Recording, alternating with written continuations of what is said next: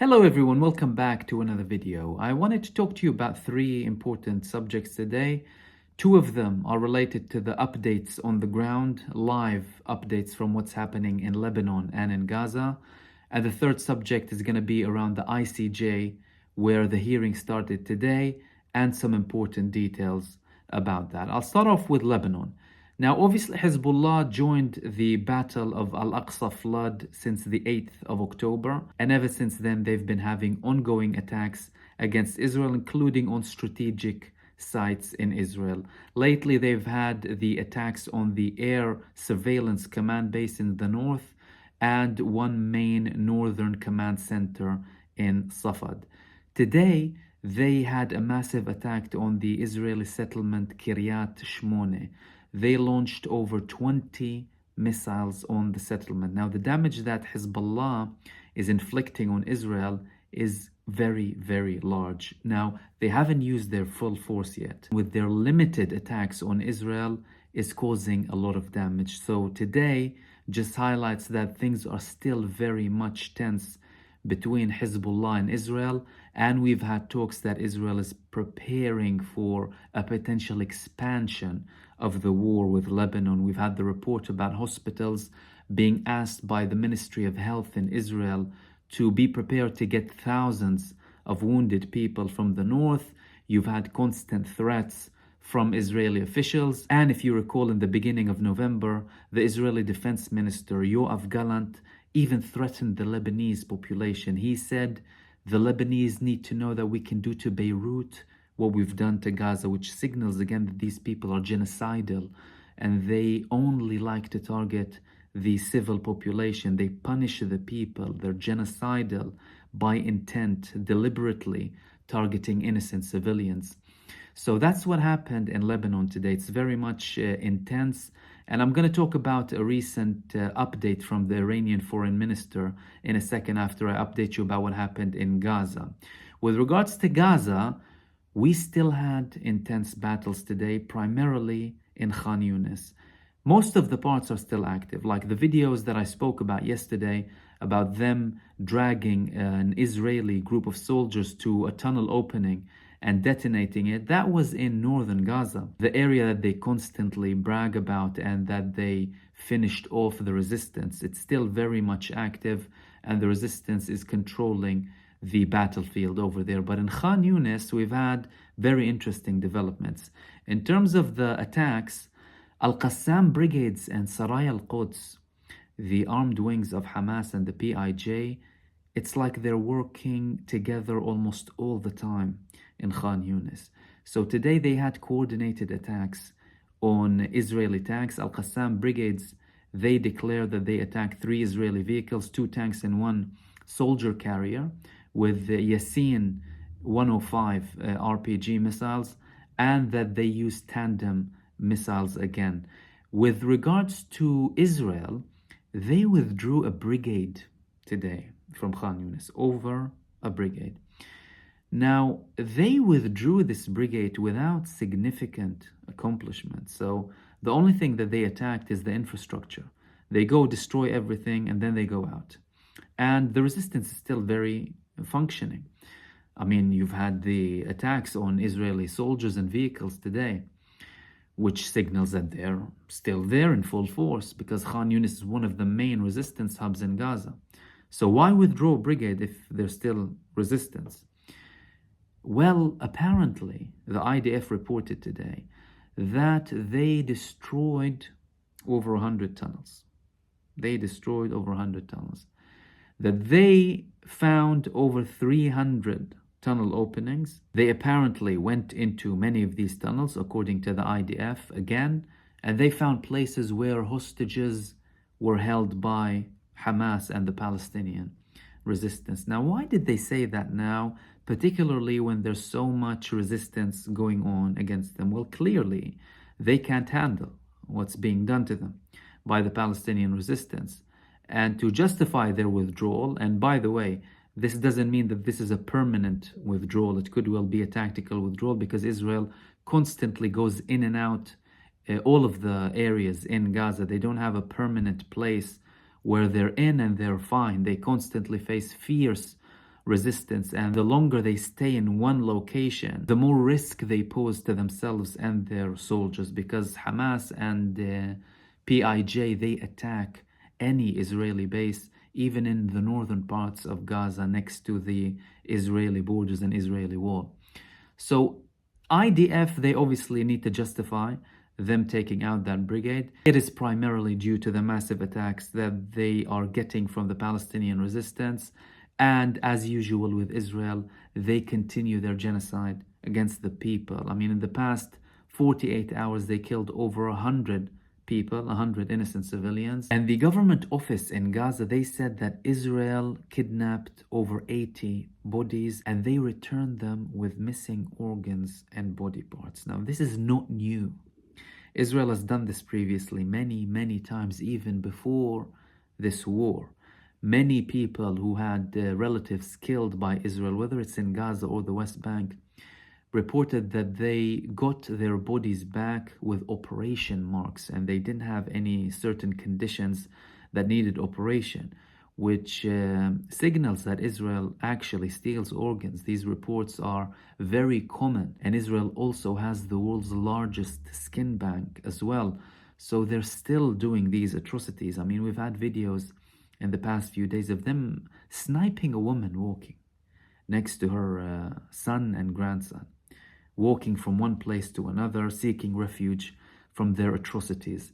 And obviously you had the attack next to Al-Shuhada hospital that killed over 40 people, attacking mosques. This is what they're good at, targeting civilians and committing barbaric crimes. So the ICJ isn't stopping them from committing these atrocities, and I'm going to be talking about that very shortly. And the ironic thing with the report of the IDF that they destroyed over 100 tunnel openings is the fact that they didn't bring evidence. So if you actually destroyed so many tunnels, why don't you show us the evidence? You want to brag about everything.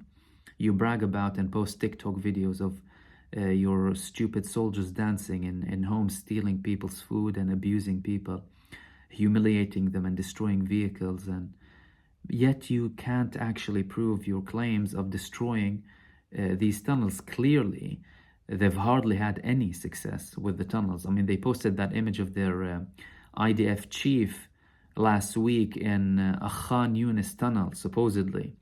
And then they were challenged by Hamas when they launched missiles on Tel Aviv from Khan Yunis.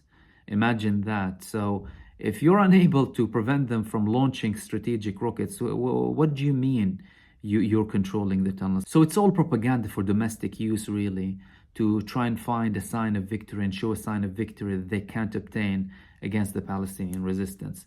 Now, with regards to Iran, obviously Iran hasn't been involved directly in this war, only through its allies. The Iranian foreign minister, he said if the killings continue in the West Bank and Gaza, not just in Gaza, the circle of the conflict will expand. Now, obviously, they don't state how, when, but clearly, most of Iran's allies are already involved, whether it's Hizbullah, whether it's the Iraqi resistance movements, whether it's Ansarullah in Yemen.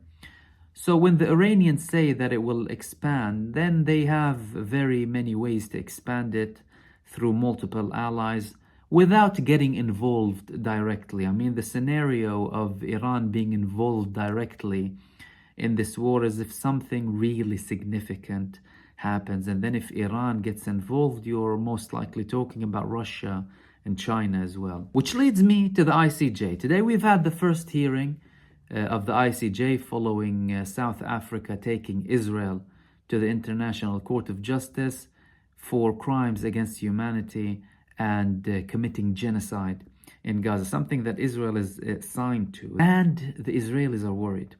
So we've had a report from Channel 13 in Israel saying that the IDF is studying hiding the names of the commanders and soldiers to avoid prosecution. Now, if you recall, we had legal action taken against Israeli leaders, Israeli politicians and Israeli soldiers in many countries. As a matter of fact, in Britain, they changed the law to allow Israeli politicians to come and avoid any legal action taken against them. If you recall, over 10 years ago, when Tzipi Livni visited, people had claims against her. So Israel is very worried about the ICJ, and it's not only the IDF, the government is worrying a lot. Like Benjamin Netanyahu is saying it's as if the world has turned upside down. The world has turned upside down. So the world waking up and actually taking some action against you that you should face, you should have faced from a very long time ago, is the world turning upside down. They're used to committing crimes and genocide and ethnic cleansing on a low heat, quietly, without anyone challenging them. But now they don't like it, the fact that they commit these atrocities and someone's actually challenging them. And the Israeli Foreign Office even said that this is the greatest show of hypocrisy, with baseless claims. Imagine that. In fact, South Africa, with their 84-page filing, they were very thorough with all of the details about Israel's genocide, whether when it comes to the killing of the people, the damage inflicted on the population, the mental damage, the deliberate targeting of institutions, the levels of casualties, and how many families Israel actually killed altogether. Hundreds of families were killed, all of them. Like with one family, you have over 100 members of the family completely gone, erased, due to Israel's barbaric massacres and genocide in Gaza. And what really helped them is the statements from Israel. So Israeli leaders thought that they can get away with calling the Palestinians human animals, for example, asking their soldiers to kill their babies, kill every living thing, quoting references from Amalek, that's Netanyahu. They thought they can get away with it, but you can't take that back now. Everything's recorded, and no matter what you do and say now, everything that you've done is recorded. So they're very worried about this, and the fact that they're trying to hide the names of the people in charge directly just highlights the level of worry that they have from potential prosecutions in the future, especially with any countries that actually deal with it in the right manner. Now, many protests broke out outside the courts supporting Palestine, and there were a group of Israelis supporting the case against Israel, saying stop the genocide. Israel is against genocide, and having signs in Hebrew. Now, I previously spoke about a minority, albeit, of politicians and analysts in Israel supporting the case against their country. Despite the high level of censorship and brutality from Israeli authorities, people are braving up against their country, which is the moral and right thing to do. Now, many people might find it strange, how comes Israelis are actually going against their countries? Well, because not everyone in Israel is a Zionist who buys into their country's lies. And I personally make an effort to distinguish between Zionists, Israelis, Jews and Semites even. I like to distinguish it because they're not all the same. They can be combined. I spoke about this previously, but they're not all the same. And you need to remember, with Israel now, you have people of third generation, fourth generation, who were born there to parents, and to them, that's their country. Now, obviously, Israel constantly feeds and indoctrinates its population on racial and religious superiority. When it comes to the Palestinians, they don't like them learning Arabic, for example. They don't like them going to mixed schools where Arabs and Jews learn together. It's very much segregated, and that's primarily done to control the narrative and indoctrinate them on the racial and religious supremacy and the pseudo-narrative when it comes to the creation of Israel. You know, we came to a land without people, and we were people without a land. They don't tell their population about the massacres in 1948, the fact that they expelled 750,000 Palestinians, that they destroyed over 500 villages. They don't tell their population about these things. But the more time goes by, the more people are aware of these things, because there's so much you can hide nowadays. Anyone looking into history, I mean, you have Israeli historians talking about the massacres in Israel, people like Ilan Pape, Schleim, Benny Morris, Not all of them have the same idea as to if things were deliberate or not deliberate when it comes to the Nakba, for example, or the ethnic cleansing campaign. But these people and their ideas and thoughts and books, they're readily available for anyone to read. And Israelis, even if it's a limited number of them, they are aware of these things. It's not like they're unaware. And bear in mind, it takes a lot to go out against an establishment when you've been indoctrinated from a very, very young age.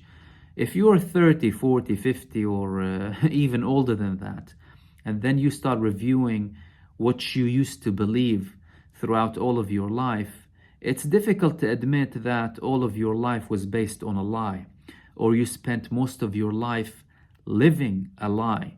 Now, you have the people who are stubborn and they would convince themselves with anything to continue believing what they do because they don't want to admit that what they fell to previously and what they believed was a lie. But you do have many other people who are aware and they're not willing to continue and live in a lie. And it gets even more difficult with the soldiers in Israel. Now, you've had more soldiers lately speaking up against the war in Gaza. You've had a soldier the other day going out on Israeli live television and criticizing the war, albeit in a very limited manner, not like a call for rejecting to serve in the war or anything significant, but there's more voices that are being allowed to speak up against it. But what's being spoken behind curtains and behind closed doors is far worse than what's available. And these people protesting, the Israelis protesting outside the courts against their country, are just a ray of hope for the future, because at the end of the day, you need to distinguish between the people who are supporting this genocide and the people who are not. And I know it's easy for some people to blame everything on a culture on its own or a race on its own, but that's very wrong. And when you suffer from racism yourself, the solution and the answer isn't to use the same method against other people, because at the end of the day, you're against actions, no matter who they're committed by, whether it comes from people who are Muslims or Christian or whatever it is. Like George Bush, for example, when he went to war with Iraq and Afghanistan, he said it's a crusade war. We didn't go and blame the Christian world for George Bush's delusions. Neither did we say all Muslims are responsible for some rogue groups committing atrocities. And the same thing applies to the Jewish people and people in Israel as well.